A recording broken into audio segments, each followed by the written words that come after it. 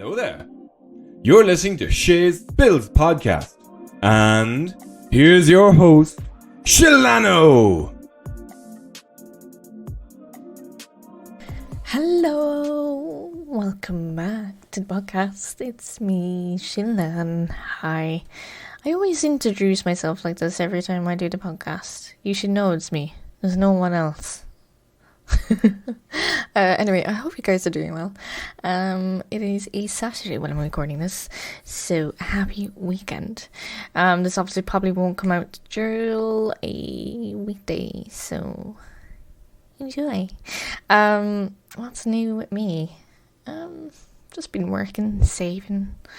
I've kind of like mini small goals for myself, and been daydreaming, kind of like wanting to upgrade stuff,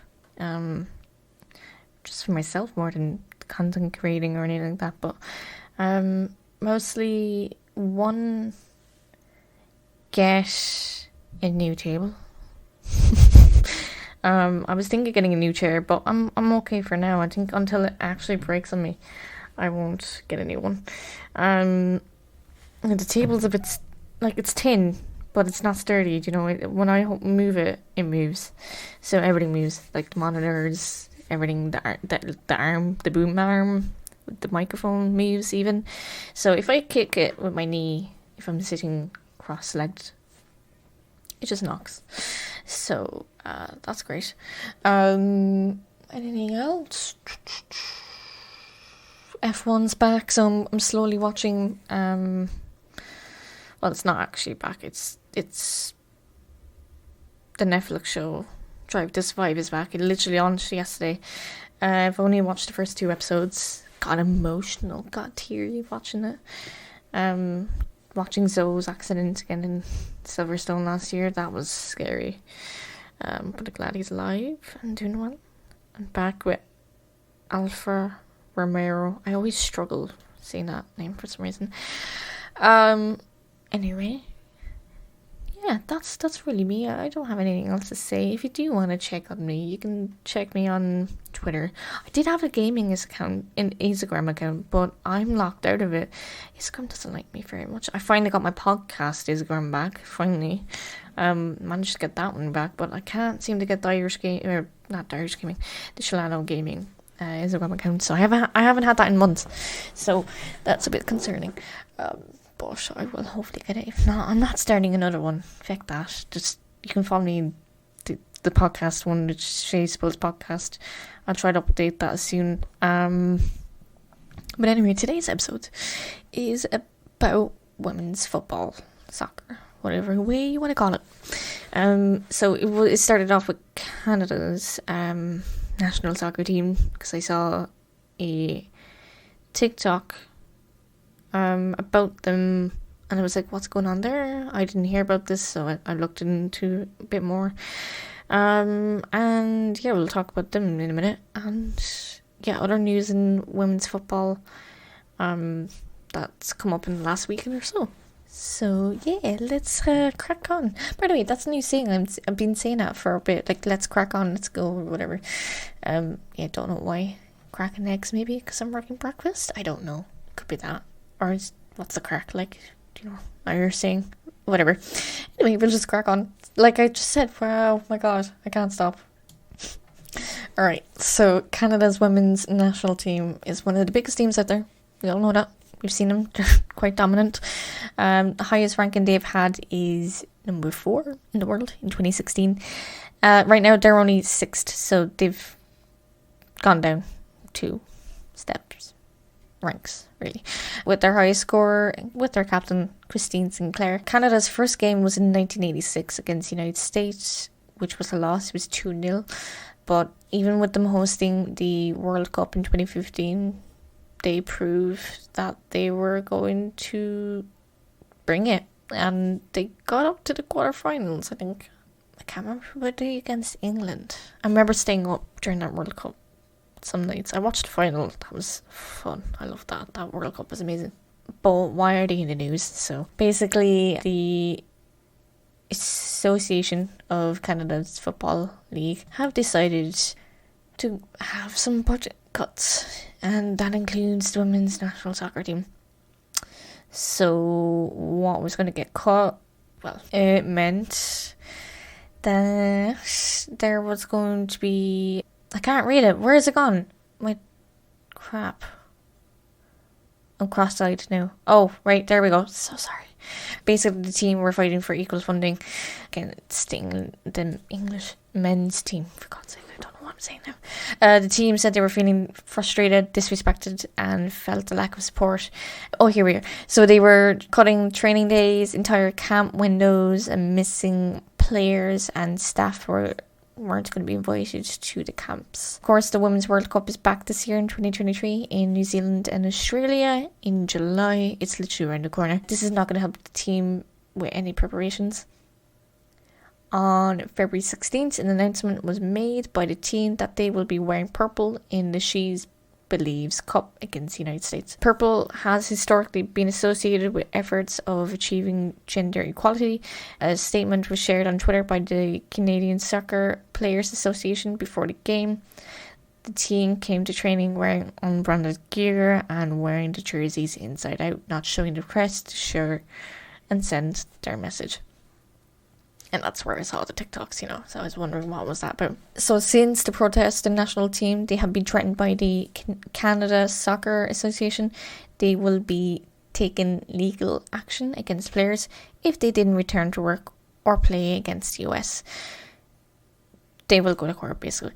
But the Canada Soccer wouldn't want that because that would cost millions, and they clearly couldn't afford that if they were going to cut the women's team.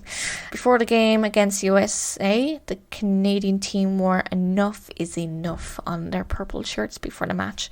The US women's squad also joined them in the middle of the pitch for a moment of solidarity.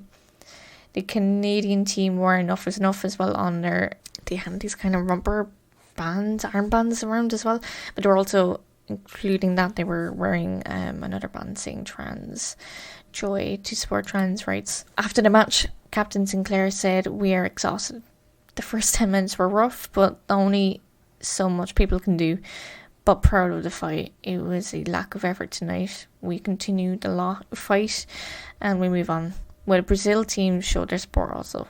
Recent years, like the Republic of Ireland, the USA, Brazil, England and Australia have gained equal pay in teams. But so many more need to follow these countries with the actions they have fought to get the pay. I know, especially with the Irish team, they have fought with the FAI to get uniforms and the same facilities as the men's.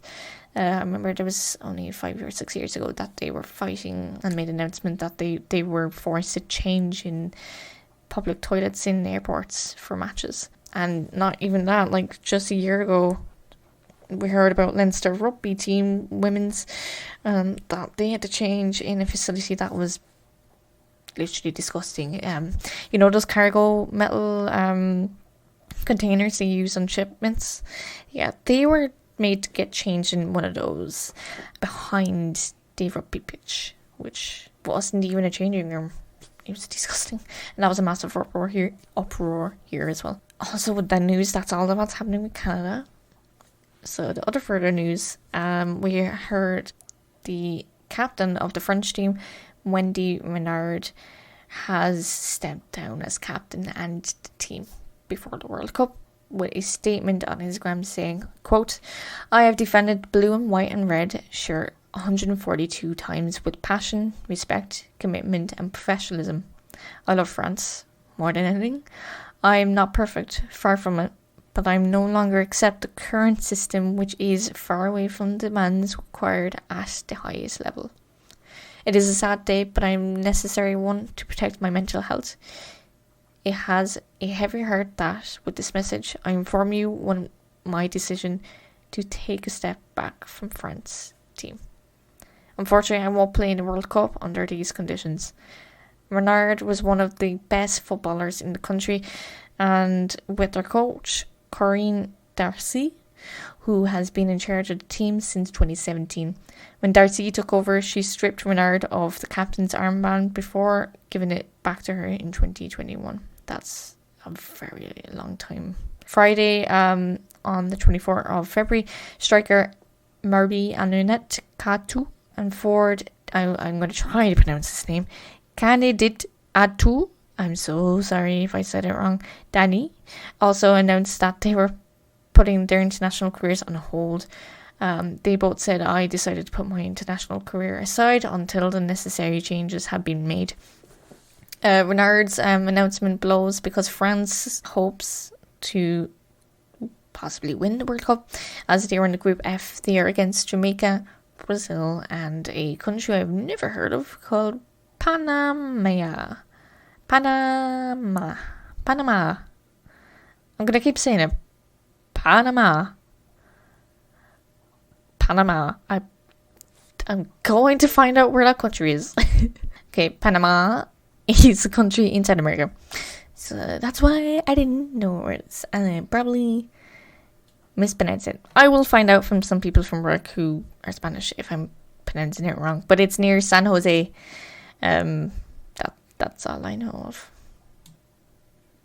In other news in women's football, in Japan, it's been rumoured that none of the Japanese games for the women's team in the recent Shibuya tournament have not been available for fans to watch due to the Japan Football Association have been unable to find a broadcaster for the matches against the United States, Brazil and Canada. Former player Nagasato, who was with the winning team who won the World Cup in 2011, said it's not good enough as they've been failing to promote women's football in Japan. In 2012, the star player Homar Swawa slammed JFA for booking the Japan women's Olympic team into an economy class while the men's flew business. Ouch. Japan needs to get some sorting, it seems. Ireland's team have announced a new player for the women's squad. A new player called Deborah Ann de la Happe, who's an Australian born who had previously played for the Perth Pearls, if I believe, is that their name?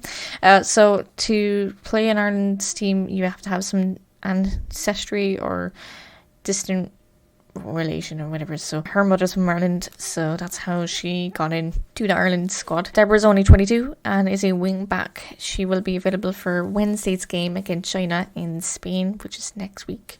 So we wish Ireland good luck with that, and I'll hopefully be able to watch that if RT is going to be streaming it, hopefully, or broadcasting it, I hope. Okay, update. Yes, Ireland versus China. Is going to be from 1 o'clock Irish time, but it is going to be live. Perfect. That's grand. I get a 1 o'clock. That's lunchtime. Perfect. Even better for me. I get to watch it and have my dinner. Great. Other news, there has come to a recent announcement. Apparently, this is rumour now, so it might be true, it might not be yet, that Visit Saudi Tourism will be rumoured partner for the Women's World Cup in this year. If you know, well, yeah, that's all. No, I'm going to keep going. Not impressed with this at all. It has come to a massive uproar with women's football community, with the US striker Alex Morgan calling it bizarre. Absolutely. Saudi Arabia's human rights record has previously described as appalling by Ancestry International. Homosexuality and gay marriage are illegal, and making the potential sponsorship upsetting and unsettling for the tournament, which has a number of prominent stars being gay and has LGBT community in the football scene. Arsenal's Vivian I had it earlier. I'm just calling her Viv because I know her from Arsenal. Come on. Shared her thoughts with her AD column, quote, saying, "It is hard to believe, but apparently FIFA thinks it's a good plan to take a Visit Saudi as a sponsor for the upcoming Women's World Cup. So that country as the sponsor of a tournament where 32 women teams will compete, with many teams in which outspoken girls play who fortunately are not ashamed of their sexual orientation. FIFA is always busy making campaigns expressing how everyone is welcome, and then to think that this sponsorship deal is a good idea. The worst part is I'm not even surprised anymore. FIFA have shown many times that they were like doing whatever they want. Of course, they should be deeply ashamed. End quote. Saudi Arabia's women's football team league was only launched 2 years ago. Well, 3, technically, sorry. We're in 2023. In 2020, 2 years after the women were only permitted to attend women's 10 football matches. So if you think about it, women were never allowed near football or sports.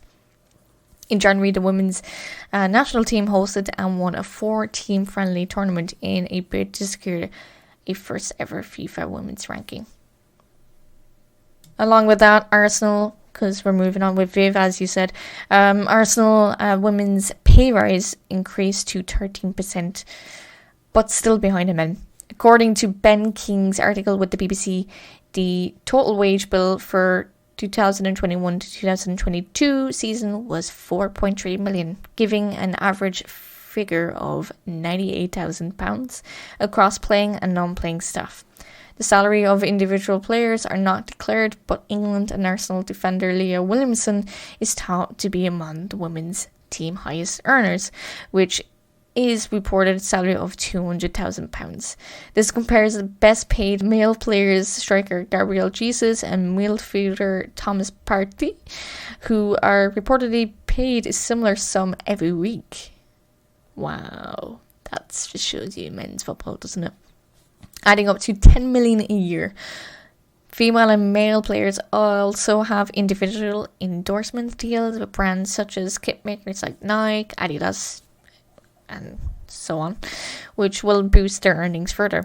The salary pays male players reflect the huge revenues and generated by sponsors, TV deals, and gate receipts. Receipts. That's what it says. Revenue generated by women's football are nowhere near as high, although they are expected to increase as the interest in the game builds. Arsenal women's team saw a 62% increase in turnover to £6.9 million in the year to 31st of May in 2022, boosted by the £8 million deal, a year broadcast deal between the Women's Soccer League with BBC and Sky in 2021. Match day revenue also increased by £532,000, with 4 games held in Emirates Stadium, attracting crowds of 10,000 or more. I can't speak. I'm so sorry. I'm tired.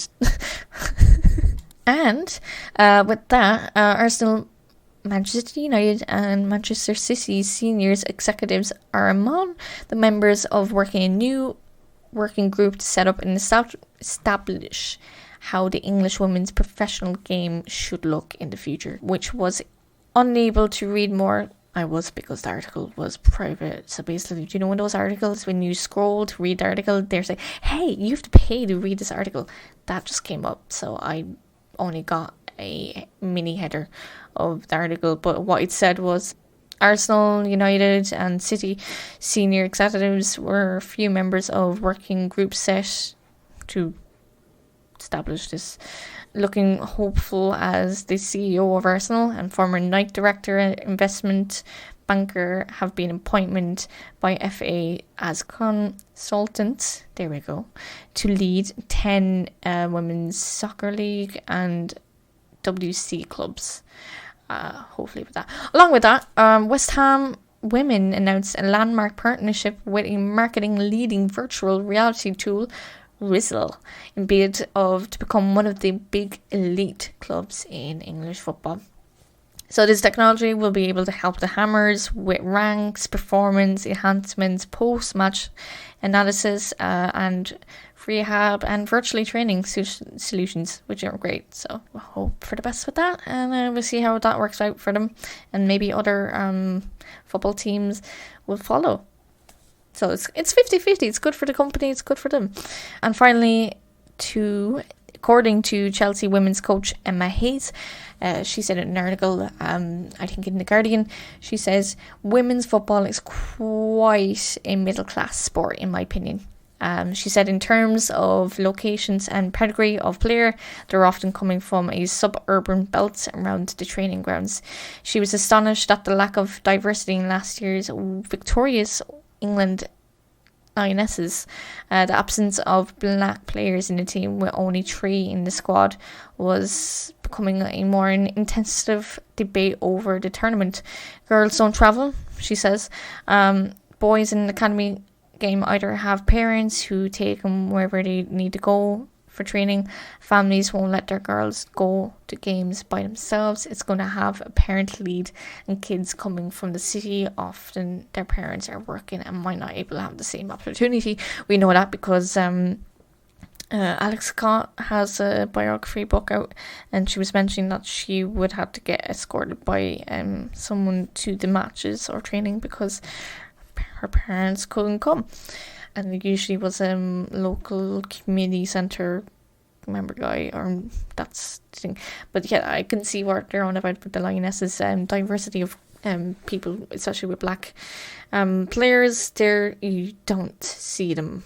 And I remember there was an uproar with one of the former players of England that there wasn't many players of colour being shown, and she wasn't being played enough as well. So yeah, that's a thing that needs to be tackled next, especially with the Lionesses, and I hope to do it soon. Yep, that's really what all the football gossip I got for you. So yeah, that is the episode. I hope you enjoyed it. I will be next with another episode of history, maybe from March, because it is going to be from February to March now. So we'll do another history video for New York, I hope. Yes, thanks for listening. Also, probably will do an episode on Drive to Survive or F1 related, because the first race will be Baku, and I was testing this week, so I'm going to look into that more myself. I've been kind of dabbling on social media and watching videos and stuff, but I'll be watching Ted's Notebook soon about it. So yeah, thanks for listening. I hope you guys enjoy whatever else your day, and I'll see you guys all. Oh gosh, of course I can't forget the one thing I was going to mention. How silly of me. So I am actually looking for a researcher and writer for the podcast. It could be basically they're the same person. For the podcast, most of the time, as you can tell, I write and research everything by myself. I do find it a little difficult, but I am looking for hopefully another person to help me with it. If you do want to get involved and have experience with writing and researching podcasts, please let me know. You can follow me on Twitter to find out, and there's more details after this outro. You can find out my socials there. But if you are interested, please let me know, and I can't wait to hear from you. So thank you very much, guys. I'll see you guys all soon, and thanks for listening. Thanks for listening to Shay's Podcast. Make sure to follow Shay Spills Podcast on Twitter and Instagram at Shay Spills Pod and Shay Spills Podcast. And check out Chilano on her socials at Chilano.